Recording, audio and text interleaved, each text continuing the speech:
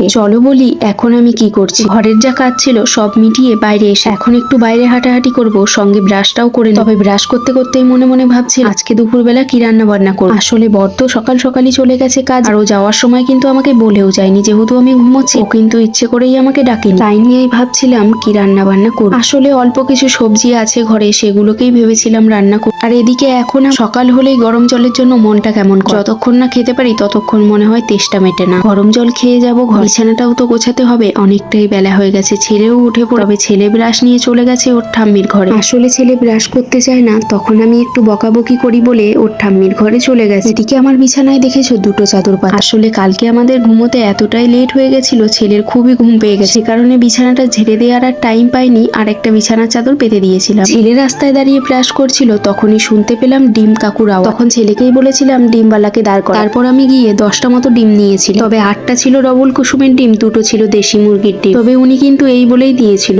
ঘরে এনে সেদ্ধ করার পর দেখছি কিন্তু ডবল কুসুম ডিমগুলোতে একটাতেও ডবল কুসুম নেই, আর যে দুটো বলেছিল দেশি মুরগির ডিম সেগুলো ছিল পোল্ট্রির ডিম। আসলে এই ডিমের ব্যাপারে কিন্তু আমি কিছুই বুঝি। বর যখন খেতে বসেছিল তখনই কিন্তু বর বলেছি যে এগুলো দেশি মুরগির ডিম না। তবে ওনার কাছ থেকে কিন্তু আমি আগেও ডিম নিয়েছি, তখন কিন্তু নিয়েছিলাম শুধুমাত্র ডবল কুসুমের। তখন আমি নিয়েছিলাম 5টা মতো, সবগুলোতেই ছিল ডবল কুসুম। তবে এবারটা যে এরকম হবে ভাবতে পারিনি। এদিকে কিন্তু আমার বড় হাজির হয়েছে কিছুটা সবজি আর অনেকগুলো ডিম নিয়ে। আসলে কালকে আমি বরকে রাগ করে বলেছিলাম তুমি তো ডিম আনা ভুলেই গেলে, সে কারণেই বর কিন্তু এই যে এতগুলো ডিম নিয়ে এসেছে। তবে ও কিন্তু জানতো না আমিও ডিম রেখেছি বাড়ি থেকে। তবে কি আর করা যাবে, সব কিন্তু গুছিয়ে রেখে দিলাম। এদিকে কিছুটা সবজি নিয়ে এসেছিল বর, সেগুলোকেই গুছিয়ে রেখে দিলাম। আর ভাবলাম আজকে যখন এত ডিম আনা হয়েই গেছে, তবে আজকে ডিমের ঝোল